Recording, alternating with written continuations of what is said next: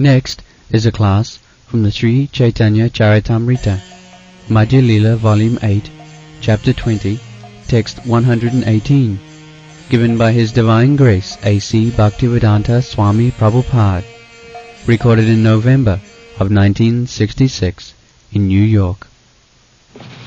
कभु नरके डुबाय दंड जने राजा जनो नदीते चुबाय.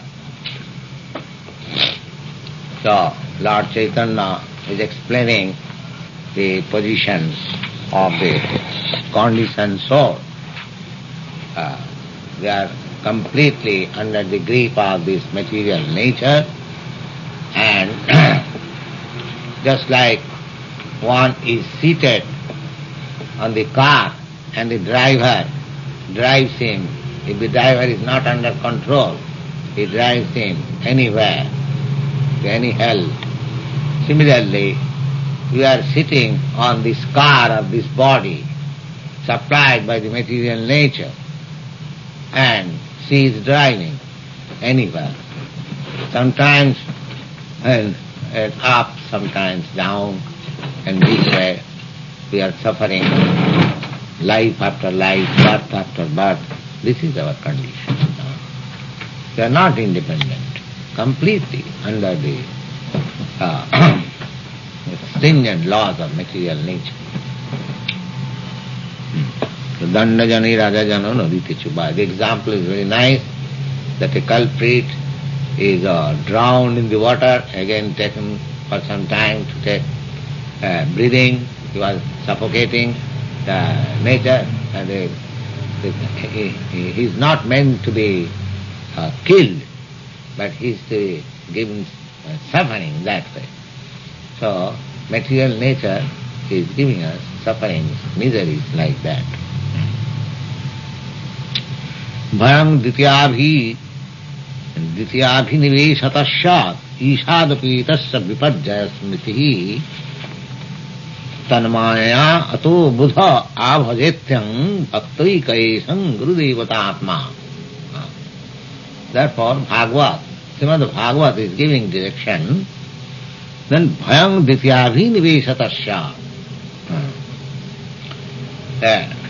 When we are forgetful of Krishna consciousness, when we think that there is no God, this matter is everything.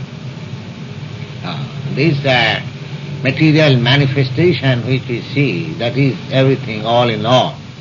And there is no Lord, no, supreme controller. When we think like that, that begins, that is the point of our anxiety, beginning of anxiety. Vayam, fearfulness.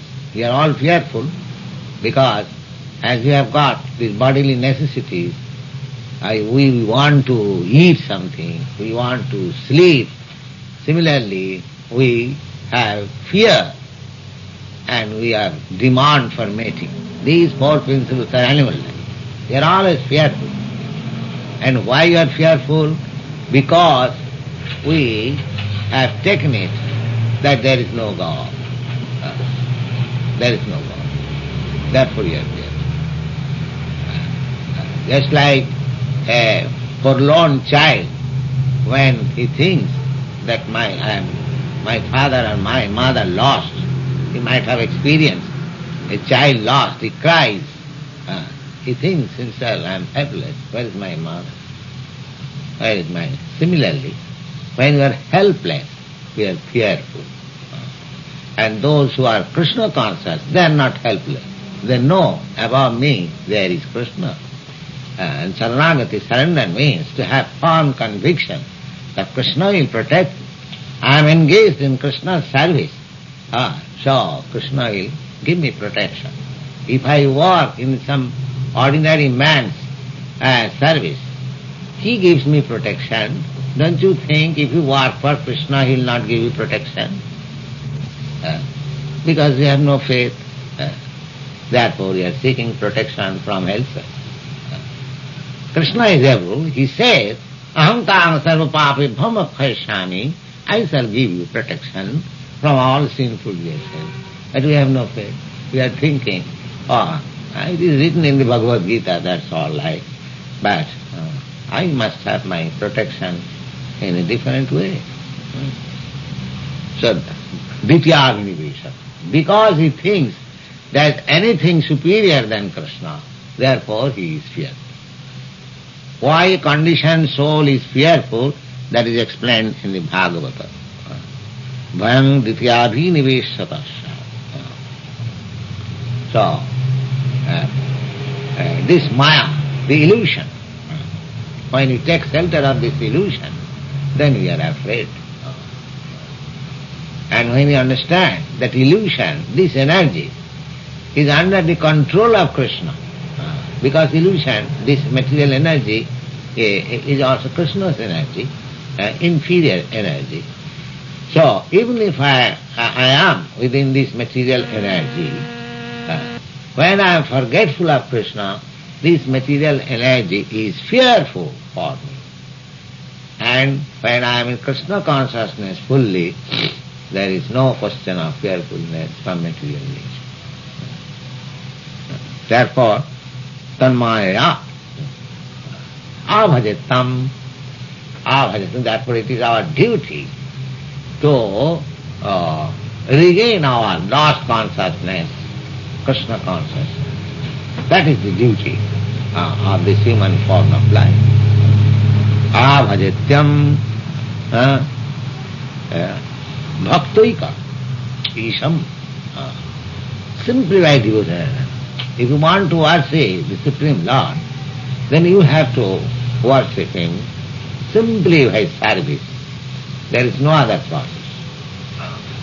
You cannot worship Krishna by this controlling breathing, or by mental speculation, or by some pious activities, or by charities.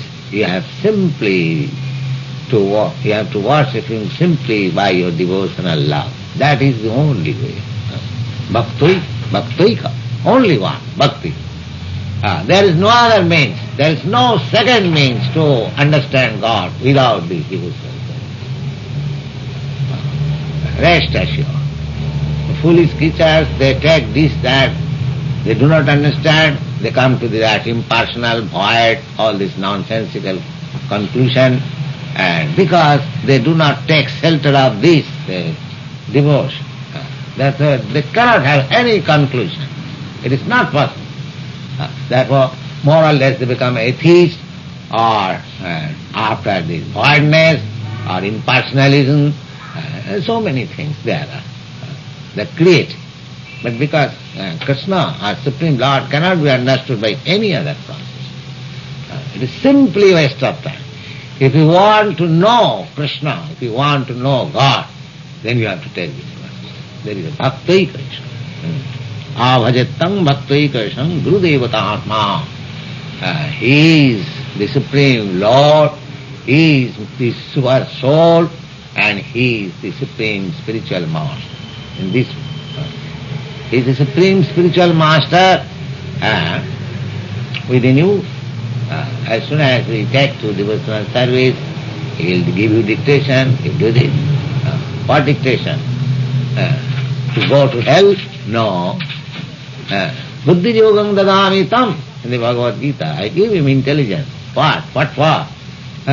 Jinamam upajanti te, by which he can come back to me. That buddhi. He will help you. If you think something, if you take seriously about your case, if you are fully surrendered, then he will direct you in such a way that you cannot go elsewhere except to him. Him sometimes you may find that he is doing something against my will. I have got my personal experience.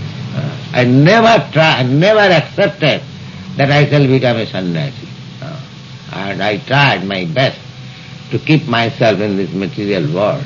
And yes, several times he has frustrated me and has brought me by force this life. And now I am happy. I can understand that how much favor has Krishna shown me. Yes. I did not understand in the beginning. So sometimes, if Krishna takes special care for you, He will do in such a way that you will have no other way than to go back. He will take charge. If he sincerely wants Krishna, if he sees that, oh, here is a person, he wants me, but he is a foolish. He wants me, at the same time he wants to enjoy this material world. So crush this, his material propensities, and let him become simply devoted to it. Yes. Sometimes we see like that. In the Srimad Bhagavad, there is a question by Sukadeva Goswami, by Maharaj Parikshit. Maharaj Parikshit, because he understood that his grandfathers were put to so many difficulties, although Krishna was their friend, personal friend. So everyone became astonished. How you said? These 5 brothers, the big brothers, Maharaj Yudhishthira, he was the most pious man. Arjuna was the greatest warrior. And Draupadi, their wife, directly the goddess of fortune. And so much nice, and above all, Krishna is their personal friend. And still they are put into such difficulties. They lost their kingdom, they lost their wife, and they were put in so many, for 13 years they had to undergo so many troubles. So this was astonishing. Even Bhishma, he cried, I cannot understand why these 5 brothers are put into so many difficulties in spite of their all these qualities. So their grandson, Maharaj Parikshit, when he was being taught by Sukadeva Goswami, he had some suspicion about devotion to Krishna. Not suspicion, just to teach us. He inquired that Lord Krishna, he is Vishnu. He is the master of the goddess of fortune. Why people who become Krishna conscious or a devotee of Vishnu, they remain poorer, and others, those who worship Shiva and other demigods, they become very rich. What is the reason? He is the proprietor of everything, so one who wants him, they become poor. Whereas Lord Shiva, he hasn't got even a house of his own. He is a pauper, and one who worships him, he becomes rich. You know the history of Lord Shiva. He hasn't got a house. He lives under the tree or in some mountain.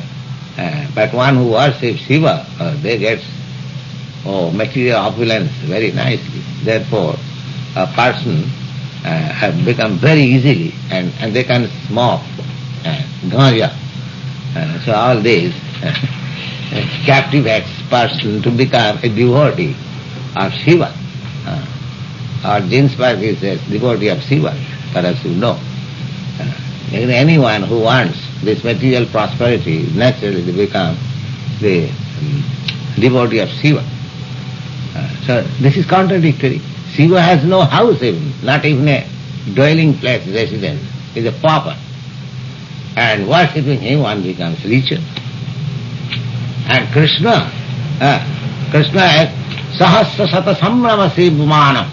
Always, thousands of goddess of fortune is serving him. He is such opulent.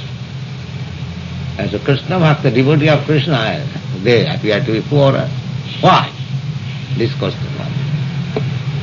Just the opposite.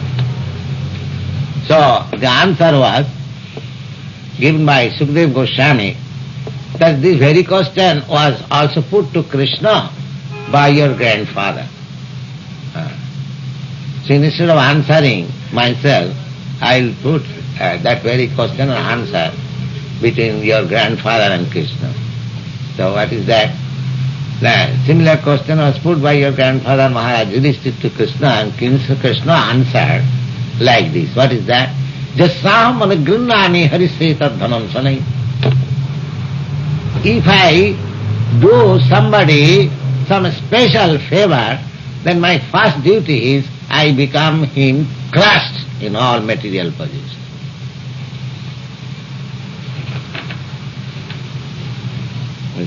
Why? Because to make him more surrendered to me, when he becomes helpless, he has no other way. Krishna, please say. When he has something, he thinks, these things will protect my material position. Therefore he does not surrender. Now, Krishna sees that this man, this living entity is very much devotee, but he wants something. This nonsense, so clashing. So that when he will feel helpless, he will come to me. No, so I will give you all protection. So there is a policy of Krishna. Sometimes he puts us into test whether we are sincerely devotee of Krishna. Because we are always after sense gratification. So if Krishna is not a order supply, then one rejects Krishna. We want God or Krishna to be our order supply. So we must order Krishna. Give me this, give me that. If you cannot give me, then what are Krishna? I don't want you. This sort of bhakti, a devotional service, is not accepted by Krishna. Now this Goswami, this Sanatana Goswami, there's a nice story about Sanatana Goswami, of whom we are now studying. Sanatana Goswami and Rupa Goswami, two brothers, they went to Vrindavan for devotional service. So their all business was, Rupa Goswami special, he was always engaged in writing books. And when he was hungry, he went to some householder, give me a piece of bread. And everyone at Vrindavan, they were leaders. All the Vrindavan inhabitants, they took, even their household quarrels, they used to represent, Swamiji, this is our position, please settle us. So whatever decision he would give to the villagers, they will accept. Their court was Swamiji, Rupa Goswami. So he was so lovable. So one day Rupa Goswami was thinking that if I could get some, commodities for cooking, then I would have invited Sanatana Goswami to take some prasadam. He thought like that. And after, say, 1 hour, one young girl came with sufficient quantity of rice, flour, ghee, and vegetables, so many things. Babaji, they call in India, especially in Vrindavan quarter, they call all these transcendentalists Swami Babaji.